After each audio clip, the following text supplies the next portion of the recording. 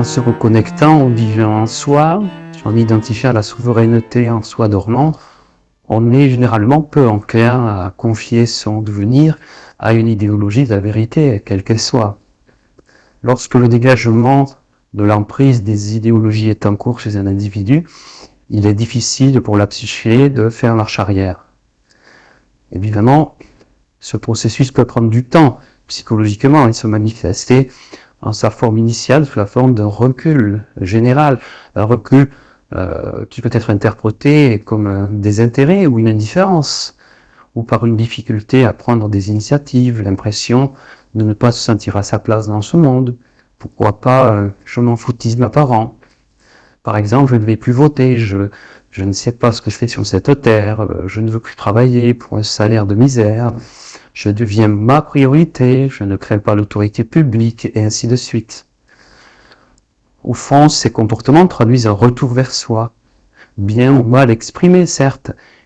Je dis mal car le retour vers soi peut aussi passer par du refus têtu, de la rébellion, de l'insolence, voire de la violence. Il n'y a pas de recette unique et il est probable que la pratique méditative n'est pas le seul chemin possible pour revenir vers soi. Tout dépend de la situation sociale et de sa propre histoire de vie, des bagages que nous traînons derrière, des rencontres aussi. Par ailleurs, ce retour peut s'étendre sur plusieurs générations si on parle à l'échelle de la conscience collective et non à celle de la vie d'un individu.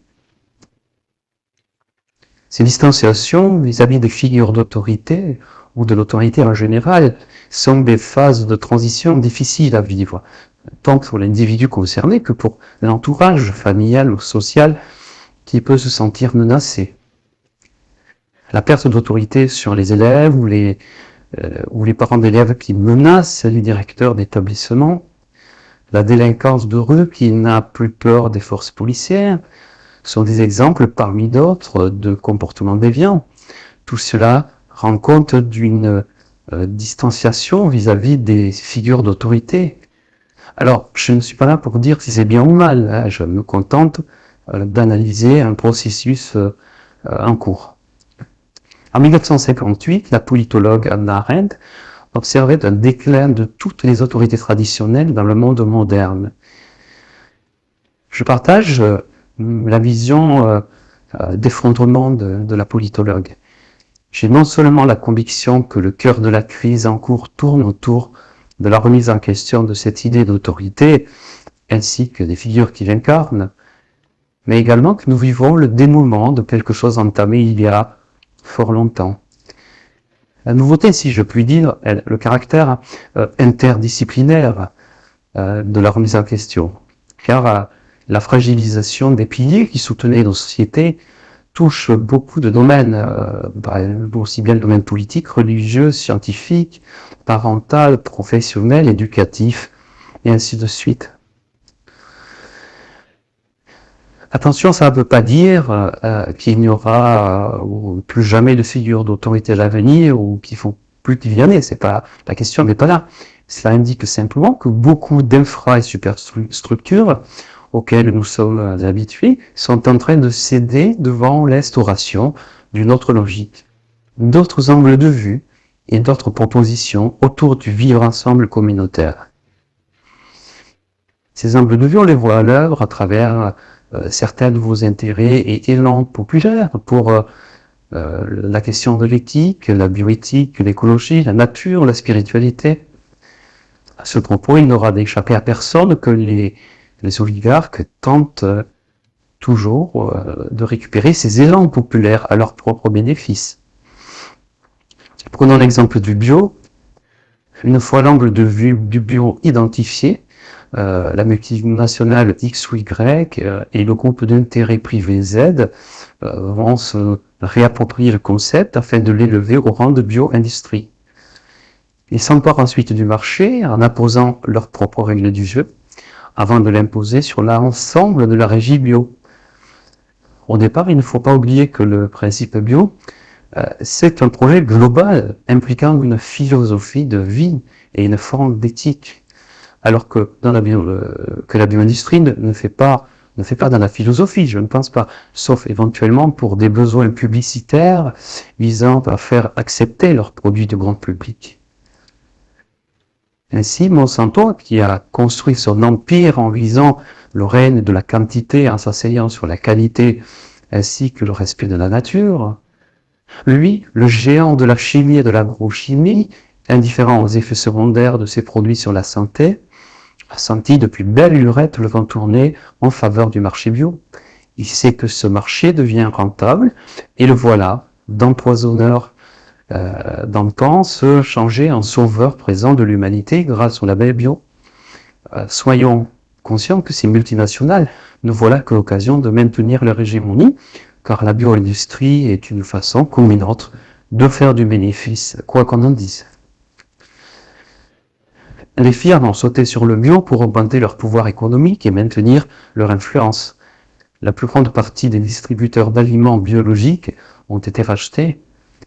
En Europe et en Amérique du Nord, ça a été racheté par les grands cartels de l'agroalimentaire comme Nestlé ou Coca-Cola. En France, acheter les produits bio connus comme Biog, Alterico ou Everna, entre autres, c'est enrichir l'un des grands groupes européens de l'agroalimentaire, le hollandais Royal Wessenen. Dans notre pays, 95% des légumes bio commercialisés sont produits à partir de la semence de variété hybride F1. Les semences F1 sont celles qui ont été hybridées par un procédé scientifique et qui sont non reproductibles. Il y aurait donc beaucoup à dire sur ce sujet qu'en général les consommateurs ignorent. Pour nous, citoyens confrontés à ce système, donnant l'impression souvent de nous dépasser, mais dont nous sommes malgré tout les acteurs principaux, comment se positionner? Chacun en a probablement de réponse que pour lui-même, et encore ce n'est pas sûr. Par contre, ça devrait malgré tout nous faire réfléchir sur ce qu'il est possible de consentir et sur les points sur lesquels on ne peut pas consentir. Que veut-on pour demain? Acceptons-nous la société telle qu'elle se joue devant nous, ou bien voulons-nous une autre partition musicale? Et si on prenait le silence et le temps de nous poser les bonnes questions? Les institutions démocratiques détenues par les deux chambres du Parlement, que sont l'Assemblée nationale et le Sénat en France, deviennent douteuses, car il n'y a plus de vrai contre-pouvoir. L'école, de son côté, a perdu son auréole d'antan et les religions, l'auréole de sainteté. Je pense que je ne suis pas le seul à observer l'effritement de valeurs jusqu'alors familières. Cet effritement est non méprise par les uns et chaos par les autres. Après tout, pourquoi s'en afficher? Voyons-y plutôt une invitation à déployer un nouveau regard et d'autres priorités. Pourquoi ne pas voir cette turbulence comme l'opportunité de reformuler la norme du quotidien et de recomposer nos existences? Peut-être que le changement ne consiste pas forcément à miser sur les traditionnelles options européennes ou anti-européennes opposant aujourd'hui les citoyens. Bien que peu nombreuses, d'autres formes communautaires sont déjà présentes et organisées autour d'intérêts communs, avec ou sans l'Europe. Cette envie de vivre autrement se met déjà en place, par exemple, par le biais d'achats de hameaux, de petits villages abandonnés, où des groupes partagent les mêmes valeurs, s'y installent et organisent leur vie selon leurs propres règles, dans ce qu'on pourrait appeler une démocratie directe et partagée. Qu'on les appelle communautés alternatives, éco-villages, fermes pédagogiques, toutes ces structures offrent la possibilité d'expérimenter de nouveaux modes de vie. Ces initiatives sont parfois soutenues même par des maires ruraux, cédant une partie de leur commune à des prix défiant toute concurrence. Ce phénomène se développe aussi bien en France qu'en Espagne, en Italie et dans bien d'autres pays du monde. Les motivations pour se regrouper sont plurielles et pas seulement liées à l'écologie ou au bien-être. L'intérêt des personnes est aussi celui des échanges culturels, de l'organisation d'une économie de proximité en rapport avec la nature, la construction, l'artisanat ou autre chose. Ces petites initiatives à l'expansion confirment l'éclosion d'une société recomposée, c'est-à-dire une société qui, en se cherchant, finit par trouver d'autres organisations possibles du vivre ensemble. Leurs membres ne se sont pas réunis spécialement dans un souci hédoniste, ni pour partager un moment de plaisir et de rencontre, car ils font aussi des propositions de reconstruction de la cité.